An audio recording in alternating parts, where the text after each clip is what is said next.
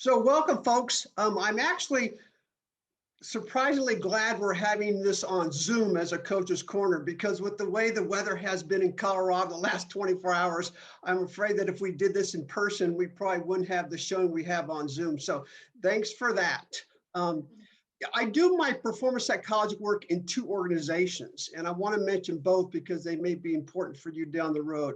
I do some contract work for a large international organization called the Center for Creative Leadership. And it's a big international leadership development center that has a campus in Colorado Springs. And I say that because we always provide scholarship seats for anybody from the nonprofit sector that wants to go and spend a week taking a deep dive learning about their leadership skills. So I just throw that out there. If you ever want to look on their website, if you ever want me to champion you for a scholarship, I'd be happy to do that. The bulk of my work is with the Center for Sports Psychology, and I like to work on this concept of consistent top performance. I was a big-time college basketball player. I was an alternate to the women's 19 Olympic team, and I played tennis. And when I came to Colorado Springs, I was actually a high school teacher for 14 years, and I taught what was called adaptive PE, since that was my minor in college.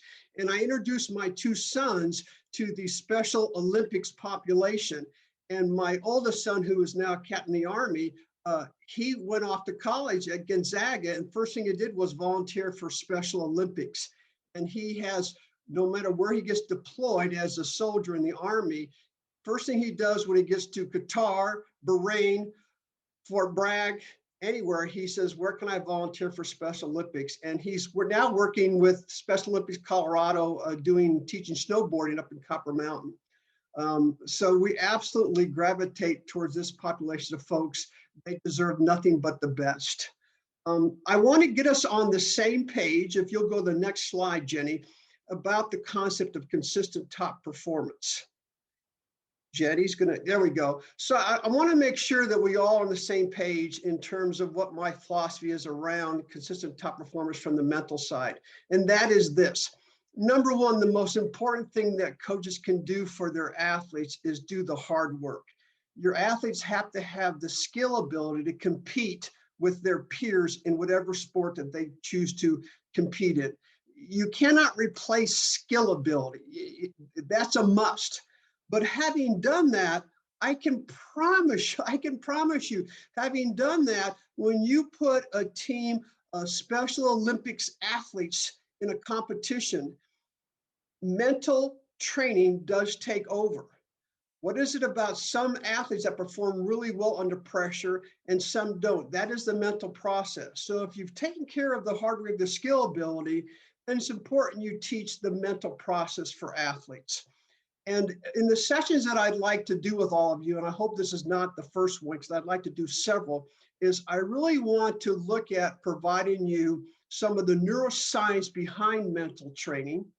And then I want to make sure that I give you some techniques and tools that you can teach your athletes that they can start using, and it's going to help them be consistent top performers. And certainly we built in some time at the end for any kind of questions. I'm always an email, phone call away, text away. I'm here to support you. So because this session is for you and it's all about you, if we can go to the next slide. There we go. This is something that I've learned from doing my last year of work on Zoom. I don't care how good of a presenter you are, you better make this about your audience and you better involve the audience. So this is about me facilitating you through some exercises, not me talking the whole time. So Jenny has been busy putting you in some small groups of 3 to 4 people in a room. And when she signals us, we'd like you to go into your breakout rooms, and I want you to do a quick popcorn introduction. And I call this popcorn because it's like having a bag of popcorn in your microwave. You're just going to kind of pop up, and very quickly you'll give your name, location, age and sport you coach, years experience, and then something unique about you not related to your coaching or volunteer work. So if I was doing this, here's what my popcorn would look like. Name is Roberta Kraus. Location is in Colorado Springs, Colorado. I work with the Olympic, Paralympic, collegiate club and youth sport athletes. I've been in this field for 25 plus years. Something unique about me is I was 6 feet tall wearing size 10 shoe in 5th grade. So I was not the most coordinated athlete in the bunch. And then you just stop and somebody else goes. But we'd like you all to go through this pretty quickly in the next 2 minutes. So Jenny, are we ready to send them off in their groups? Just 1 second here. We'll get them going. 1 minute, guys. All right, we're going to send you guys over now. So just curiosity, did anybody hear something in their group that was just wild and crazy, that was unique, that made you laugh? Anybody care to share what they heard somebody say? Someone in our group is going to be volunteering at the Tokyo Olympics soon, which is pretty cool. Very cool. Anybody else?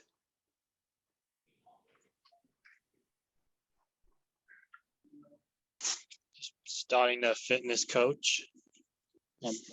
12 sports this year. Wow, excellent.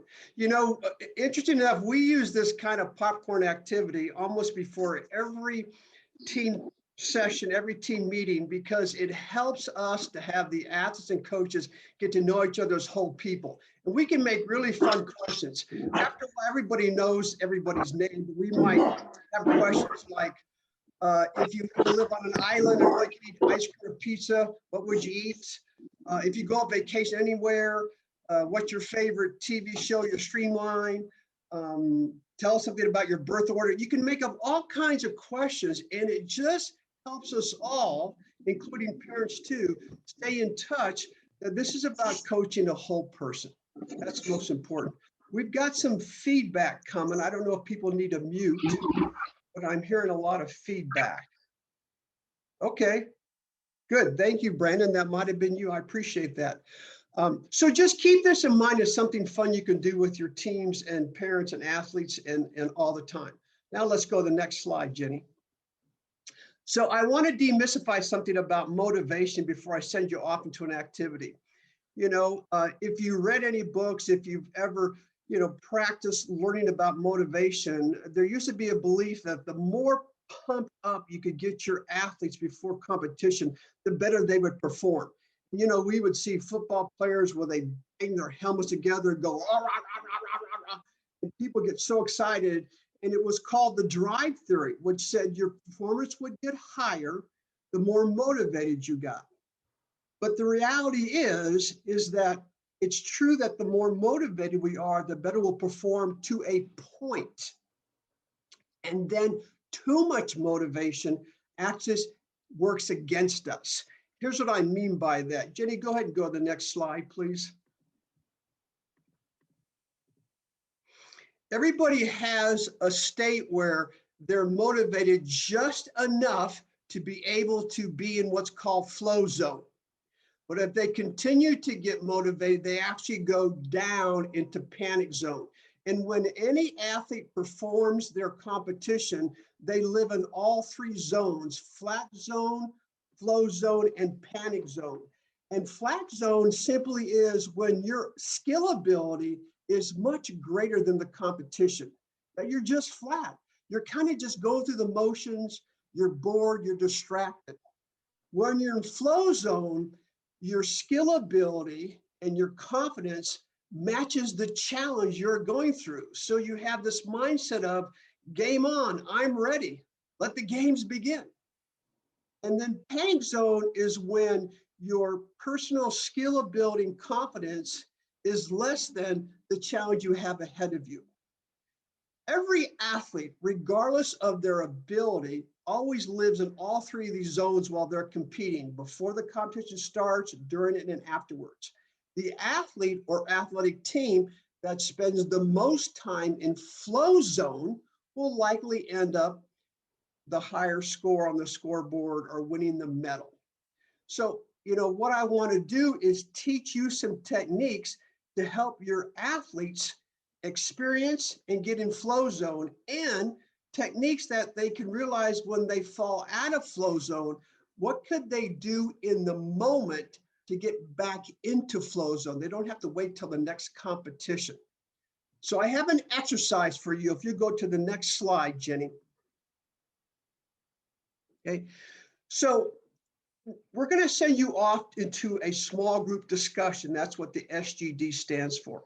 And here's what I'd like you to do first. We're going to give you a minute by yourself first. And I want you to think of a time when you're performing in your sport. And if it wasn't a sport, maybe it's a project at work, maybe it's some challenge you have in your family. But what is something that when you're performing under pressure, you felt like you're performing your best? You couldn't be stopped. You were in that flow zone. Again, it's best if it's a sport-related example, but if you don't have a sport-related example, go back to some project in school or some group or neighborhood community you're on, but think of some challenge you had when you were at your best, when you felt like you're in flow zone. Once you have that in your mind, I want you to think about how would you answer this question? What did it feel like? Not what were you thinking? What did it feel like to perform your best under pressure? And whether you want to make some notes yourself or just think in your head, in a minute, we're going to then send you off to the groups, and we'd like you to just share out loud what were the words or short phrases that you used to describe what you felt like when you were at your best in that moment of success under pressure. Then when we come back, we're going to ask some people to kind of report out what were some common themes, words that you heard that people said, here's what I feel like I'm performing my best. So take a minute now by yourself, and then Jenny's going to signal us to go off into our groups. You will actually have 4 to 5 minutes in your group for the small group discussion before we bring you back into the large group. Okay, so I think we have 4 small group discussions going on. So I'm going to ask everybody to have somebody kind of report out for their group. And of course, when the first person goes, just summarize for you what you heard in common. When the second person goes, just add to anything new that wasn't said in the first group, and so on until we hear from all 4 groups. So who would like to get us started and share what were some common themes of the words or short phrases you came up with, how it feels like to perform your best under pressure? I'll go for our group. Thank you. I think some of our themes were fun, like you just kind of feel free and have fun was a theme that our group had. That's excellent. Okay, another group? A good one that we discussed was focus and kind of feeling like a high and confident. Excellent. Okay, a third group?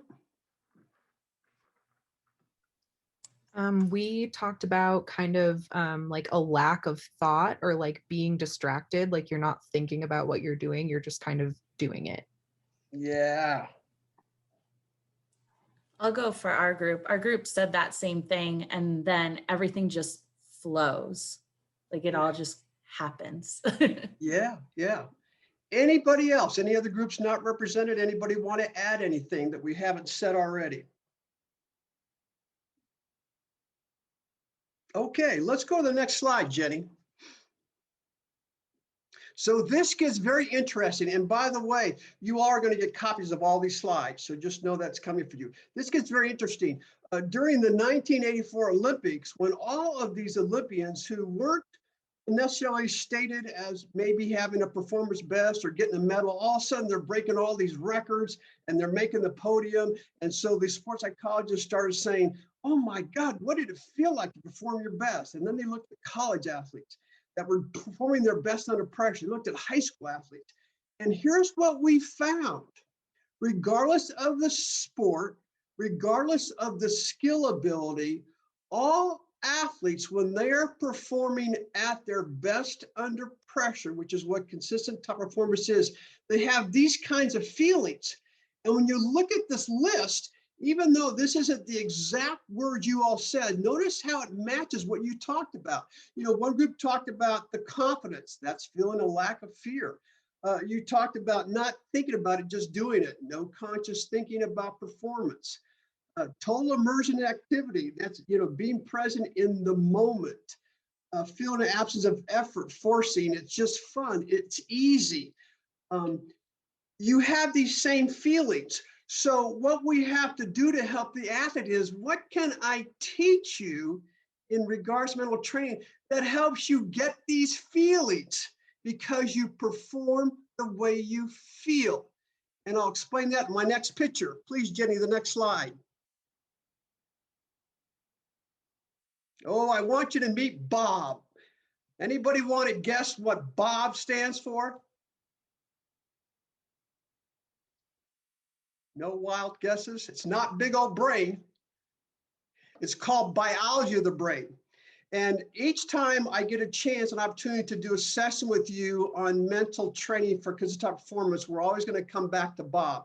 So let me give you the first level of teaching about Bob. All those red lines that look like veins, okay, those are neurons.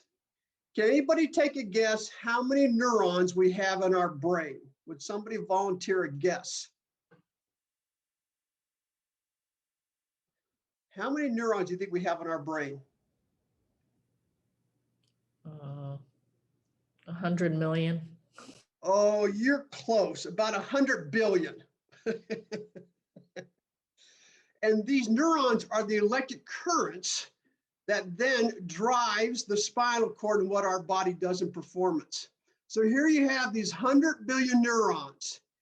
80% of those sit in the back of your brain right here. This is called the cerebellum. And this is where, when those are activated, you're in flow zone, because that's just automatic body movement. Your head just got out of the way and the body just did what it trained for. You'll notice you have a reaction sometimes when you're little and your mom or dad came up behind you and wanted to slap the back of your head to knock off picking on your brother and said, stop that. You kind of went, whoa. I mean, that's where physical energy sits. 80% of those neurons sit back there. The very front of your brain right here, you have 18% of those 100 billion. And this is called the prefrontal cortex. This is your right here. This is the executive part of your brain. This is where thinking happens, judging, evaluating, decision-making. Have you ever noticed when you spent a day at work and you just were on a computer, problem-solving, decision-making, and you got home and somebody in your house, a main squeeze, a partner, a spouse, a brother, roommate said, how you doing? And you said, oh God, my brain is so tired, it hurts. My head is heavy, Mom. Nobody comes home and says, God, my brain hurts, it's so heavy. That's because usually all day long, you're asking 18% of your brain power to do 100% quality work. And that's why it's so important to get out of our chair at work and go walk around. We got to engage the physicality of our brain in order to use all the electric current in the brain. The other piece I want you to learn about right here is called the amygdala. It's a two-shaped, almond shape, the amygdala here. There's only 2% of your electric current sits there, but this is where emotion sits. This is where feeling sits. Even though they're only 2%, between the prefrontal cortex, where thinking sits, the amygdala, where feeling sits, which one is closest to the cerebellum? It's the amygdala. Therefore, you perform the way you feel. Depending on your feelings, you either get a little electric current, keeps you in the flat zone, you get just the right amount of electric current that puts you in flow zone, or you have too much electric current and you're in panic zone. This is the athlete that shoots the basketball at the wrong basket. We perform the way we feel. So we have to teach our athletes feeling words that create pictures, because we think about a picture of how we want to perform. It gives us a feeling, we then perform. We should never be surprised by your performance, because you perform according to the pictures you carry around in your head. So if you go to the next slide, I want to give you a couple examples. I spend a lot of time with athletes helping them find pictures that are totally not sport related, but gives them the image of how they want to feel while they perform. These are two pictures of an Olympic wrestler that I work with, and her feeling words. If you think about words first, because that's what you do, you think first, then you feel and perform. You know, her words were, I want to be unforgiving, I want to have a wow moment, I want to be mean, I want to feel aggressive, I want to feel a killer instinct. Look at the picture she came up with. When I first saw these, I went, oh my God. I mean, they scared me. This is what she focuses on before she performs. We go to the next slide, please. Here's a picture. This is an Olympic cyclist that I'm working with now that's 37 years old and trying to make the team for the Tokyo Games this summer. And for her, you know, she says, it's so important for me that I feel calm and at ease, but I also want to feel determined, exhilarated. And she came up with these two pictures. And I can tell you that I spend session after session having her describe in detail these pictures. So it's almost like I create a mental tattoo of the words up here that then create the feelings in the amygdala that then drive the performance.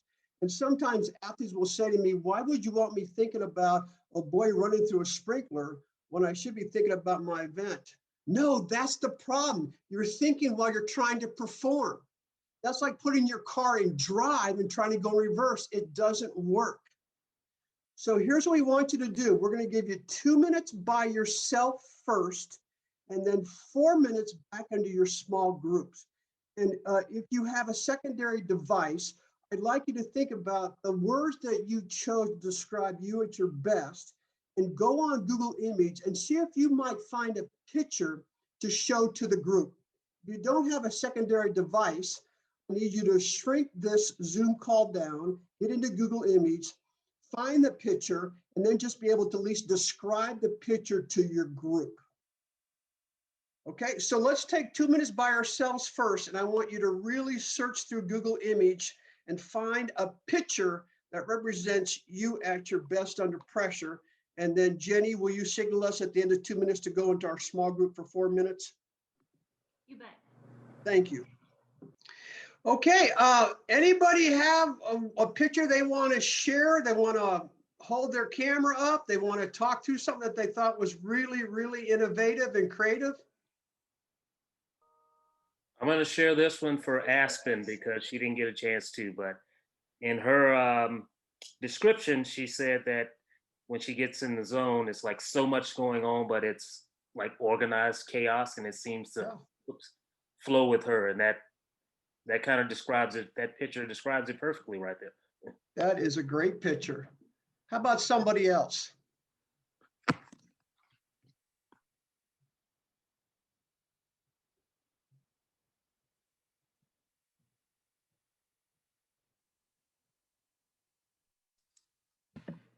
Mine was just of a very determined athlete.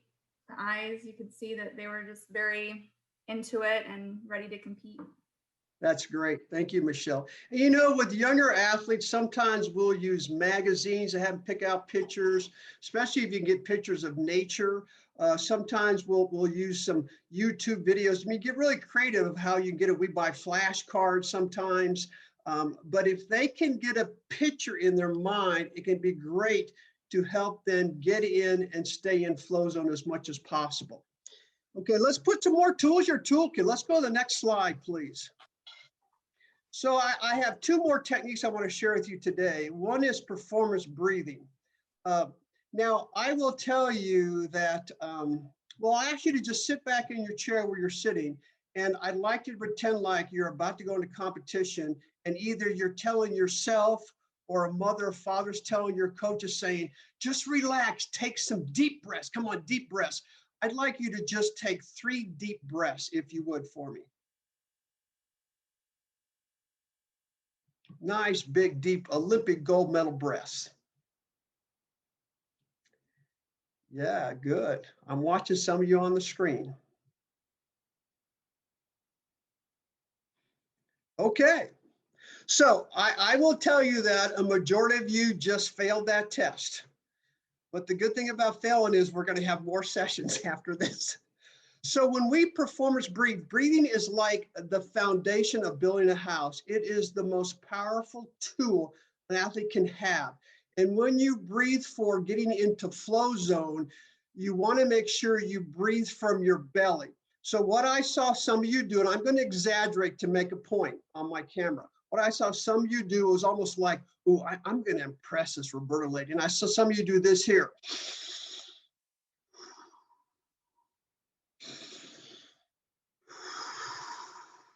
Now, I exaggerated that. But what happens is too many times when we tell somebody to deep breathe, they do just that. They breathe into their lungs, the shoulders come out, and they exhale. That's actually the start of hyperventilation because you're not bringing the air down to the belly. Because when you start to breathe into your lungs, all of a sudden the lungs are thinking, oh, good, here comes air. And then you expel the air. The lungs panic going, whoa, whoa, whoa. I thought you said we were getting some air. When you performance breathe, if you would put your hand on your belly wherever you're sitting, and when you performance breathe, let me see if I can stand up and do this. When you performance breathe, let's see. Okay, there. What you want to do is you want to have your belly come out.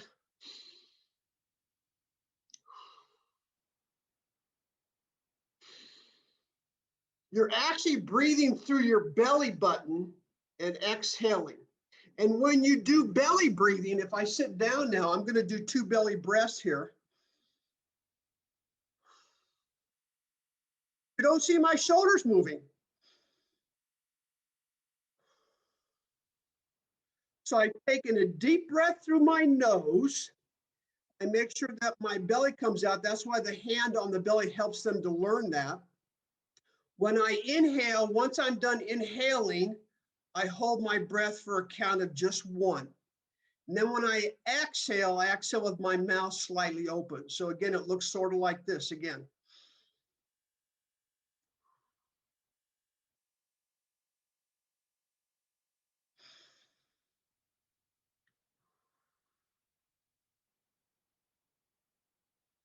I like to teach athletes to do this first when they're lying down, because it's easy to be good at this when you're lying down. Always using the hand on the belly to make sure their belly button's coming out. And I watch the shoulders, make sure they're not going up. Sometimes I'll have them breathe thinking of the word in. And when they exhale, think of the word out. That might work for them. In, out, in, out, in, out. Some athletes like to count. They think in their mind and say the number 1 as they're breathing in. They say the number 2 as they're breathing out. 1, 2, 1, 2. Some like the word relax. They think of the word re as they breathe in, lax as they breathe out. Re as they breathe in, lax as they breathe out. Ideally, you probably want to get your athletes to be able to do 5 to 7 deep performance breaths in 1 minute. If they're having to do more of that, they're doing 8 or 9, they're not breathing deep enough. You know, it's interesting, you know, in terms, I saw some of you put a chat on about Michael Phelps and his goggles falling below his eyes. Michael Phelps' resting heart rate is about 35 beats a minute. The best Olympian's resting heart rate is a cross-country skier that has a resting heart rate of 25 beats a minute.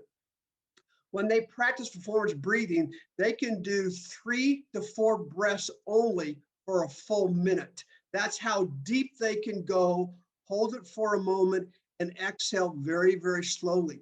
They can take only 3 breaths and they have used up a minute of time. So it isn't a matter of we have to all get down to 3 or 4 breaths. Test your athletes. If they do 8 to 10 the first time, get them to learn how to get it down to 7 or 8 the next time, 6 or 7. But deep breathing, even if you just take 1 or 2 belly breaths right before competition, during any dead moment of competition, you will move the body back towards flow zone. If you've been in flat zone, the deep breathing brings you energy to move you towards flow zone. If you're in panic zone, the performance breathing brings you back towards flow zone. And of course, the more any of us practice breathing away from the competition arena, the better, the more natural it is we can do it at competitions. What makes me very nervous is to go watch any competition and to see a coach or a parent on the sideline screaming, relax, relax, just breathe, breathe, take some deep breaths. And the poor athlete, they have to be able to do that deep belly breathing. So teach them that technique and have them use as much as they can at school when they're facing stress, at home when they're getting stressed out, teaching breathing techniques. Any comments on that from anybody? Do any of you do that now? You want to share to the group before I go into the last technique?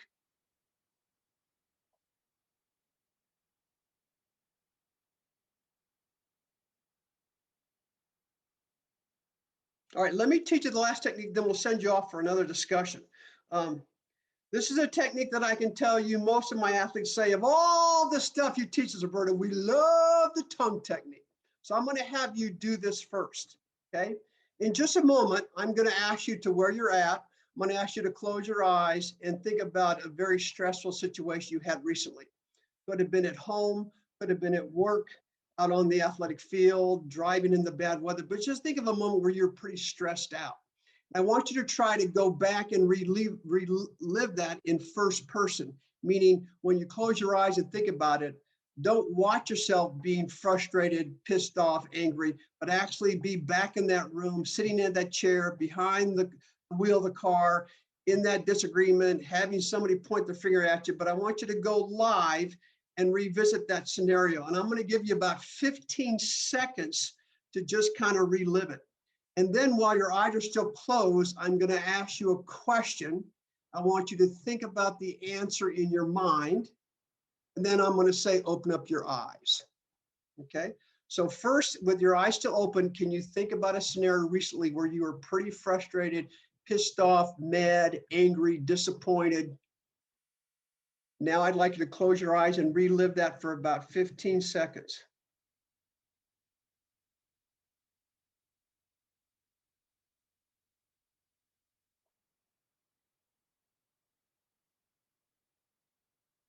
Now take notice where your tongue is inside of your mouth, and then open up your eyes. Would somebody volunteer to share out loud where your tongue went inside your mouth when you're thinking about that frustrating moment? Anybody? Mine was pushing towards the teeth and up towards the roof of the mouth. Thank you, Michelle. That's exactly correct. Here's what happens. Your tongue is the closest moving muscle to the brain. Now, we all know people that can do things with their eyes or their ears, but the tongue is the first moving muscle closest to the brain. When you fall out of flow zone, the body reacts. The body does everything the brain is thinking and feeling. The first that's going to happen is your tongue will go up against the roof of your mouth or behind the front of your teeth. If you hold on to it long enough, you get a nice tight jaw. And for some of you, you actually wear a night guard at night because you have so much clenching of the teeth with the tongue throughout the day. You hold it long enough, it goes onto your shoulders. You got shoulder pain and lower back. This is a simple, fun technique. The key is you got to recognize when the tongue goes up there, and then you have to release it back to its natural state. Once you do that, you move back towards flow zone. Now, if you catch the tongue soon enough, you can simply just open your mouth slightly. And what does the tongue do? It drops back down because of gravity. If that doesn't work and it goes back up there, you could smile. When you smile, the tongue drops back down there. If that doesn't work, you could yawn. That'll put the tongue back down there. And if that doesn't work, you might have to help it. You could help it by simply pulling your mouth open.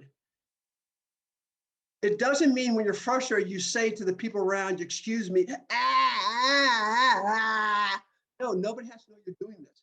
As soon as you get the tongue back to the natural state, you close off the tension that's starting to go down your arms and your legs. That's going to affect the way you perform. So I know some of you are going to forget my name, but you're going to be out tomorrow and you're going to hit some frustration. You're going to say, oh, that's what that tall lady said about the tongue. You're going to recognize that. So what I'd like to do before I open up for questions, I actually want to send you back to your small groups again, because you're the experts here. And I'd like you to take, let's take 4 minutes in our small groups and just share what else do any of you do from a mental training perspective that you think helps your athletes be consistent top performers. Let's see if we can fill up each other's toolkit with some examples. So if you'll put the clock on, Jenny, for 4 minutes and have people go back to their small groups, that would be great. All right, so I want to leave you with a quote. If you want to change a feeling or behavior, you have to take an action. You can't just wish it, you have to actually take an action. And then lastly, at the bottom, you'll see, there are so many years that I have coaches come in and say, Roberta, I want to do mental training with my team of athletes, but I don't want to go and read 6 books on the theory of concentration or, the thought process behind imagery. Just give me the dang drills. So finally, after years, I put a drill book together, and you're more than welcome to look on Amazon. The beauty of Amazon is they have a look inside where you can download a whole free chapter of this book. But I put, the standard mental training techniques around visualization, imagery, concentration, focusing, performance relaxation, goal-getting. I just put drills in there for coaches to be able to have to then use with their athletes. So invite you to take a look at that. And I think we're going to just close with any kind of opening comments, questions, whatever we can do to service your needs before we get off. We're here for you. Thank you, Karen. Absolutely, Denise, go ahead. In your experience, my big thing is a lot of my guys get to the point where they get overly frustrated, and then we start to see behaviors. So it's trying to balance getting them out of it as quickly as I can. However, sometimes I worry when I'm trying to get out of it by acting goofy, or like I explained, making them dance in the middle of a court or threatening that they dance. I take them out of their zone. Do you have suggestions on how I could get them out of it, but maybe not? Well, that's not a bad technique. What you're talking about is I'm going to get a little psychological on you for a minute. It's called association or disassociation. There are some athletes, when they start to get out of their zone, to get back into it, they have to distract themselves. So I think about a golfer, and they like to shake hands with the audience. They like to start looking at the clouds in the sky or the train that goes by. And, oh, look at that train, it's got black smoke coming out of it. That's not necessarily a bad thing as long as it's in short duration. Some athletes are just the opposite, where they have to associate. And if it's a golfer, they might look at the wrinkles in their golf glove. They'll look down at their shoes and see where the grass stains are. They'll look at their club head. They either get narrowed focused or they get wide. The key is it's a distraction. And the way it works is it just can't go for too long. Okay. Is that helpful? Yeah, that's very helpful. Good job, Dr. Denise. You're doing stuff already. Well, thank you.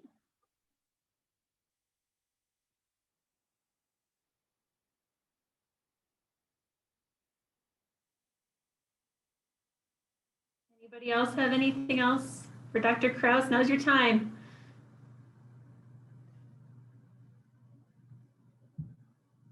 All right. Well, thank you, Dr. Kraus. We're so grateful to have you on today. You're welcome.